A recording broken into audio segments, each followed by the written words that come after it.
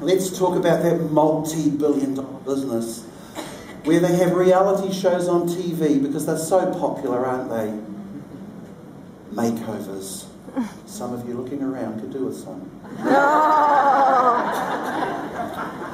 Hey, if you can't get your audience to be emotional, make them emotional.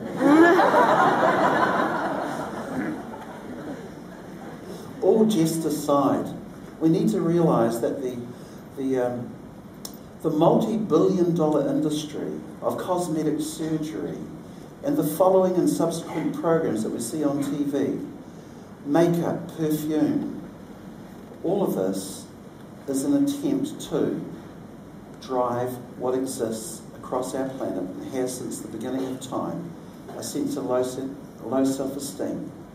That what we have is we're always trying to get more muscles, or alternatively we're trying to draw our hips in or the tops of our thighs in some shape or form. We do comparative analysis between the lady on the billboard and ourselves when we look in the mirror. Don't we, men? Whether we have facial hair or not, whether we grow a moustache or not, or whether we need to have this regrowing. Currently, this is all mine. So this is it, and I call this the Michael Jackson syndrome. You've heard me speak about the Hollywood syndrome. Well, the Michael Jackson syndrome, of course, you're familiar with, just constantly trying to re-engineer ourselves. And, of course, still being empty, still unable to sleep at night and require some form of sedative to put us to sleep. Because we are indeed empty. Although on stage we can be the multi-million-dollar person, but in the quietness of our own room we struggle with ourselves. Are we getting somewhere so far? Stripping away what it's not. Self-esteem has nothing to do with appearance. It's not about how much you weigh. It's not about how tall you are, how big your men. I'd like you to take your right hand and just place it here. It's not how big your bicep is. Oh, stink owl. What's that all about? A lot of money put into these coats? No. No, it's not about that at all. I used to be a professional strength athlete and represent our wonderful country at the World's Strongest Man and numerous other strength events around this planet. I retired in 2000. It's quite some years ago, and now this is my chest. Don't you laugh, ladies. Gravity gets all of us. Exactly.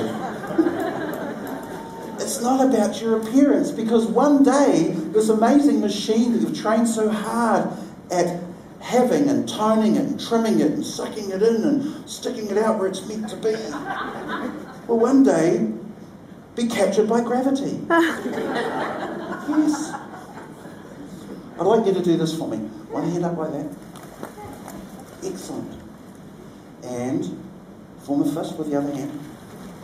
The hand that's here goes back to at the back of the cranium on the occipital lobe. That's the back of your head. And this fist, I'd like you to place under one of your two chins.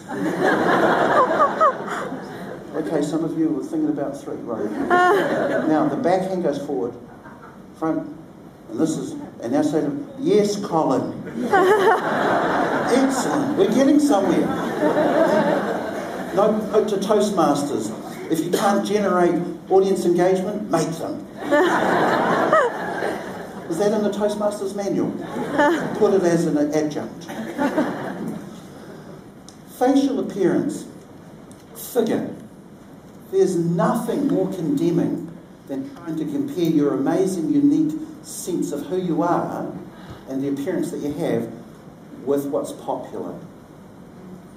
And what I'd like you to be aware of, for me personally, just some 4 years ago, I got badly sunburnt right here.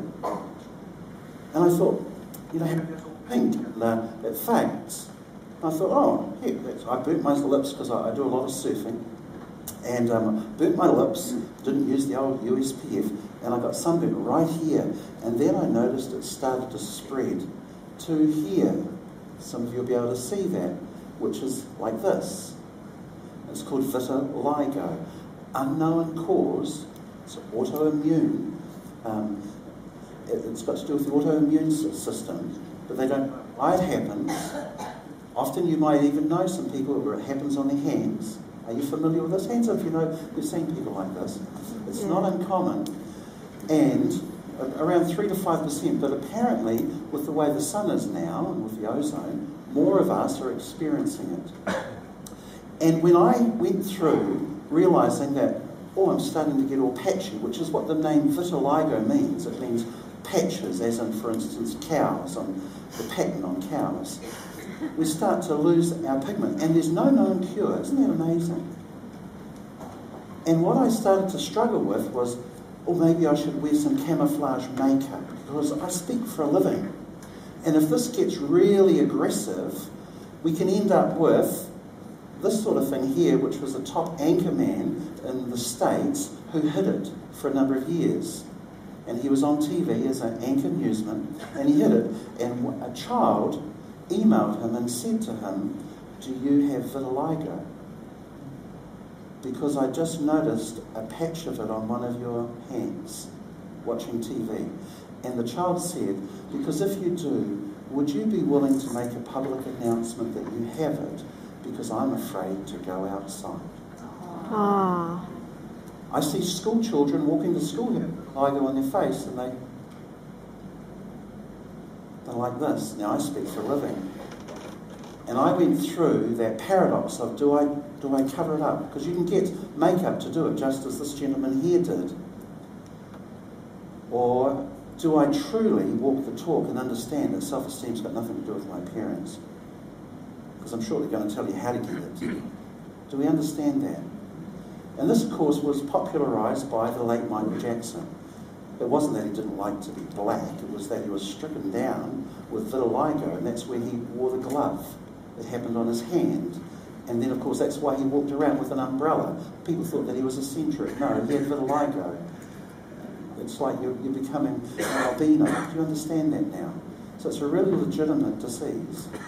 And what I decided is that I know what self-esteem is, and how dare my mind start to consume me with the thoughts of I'm not worthy. So basically, I did this. Do it. And since, isn't that excellent? Do I need to interpret?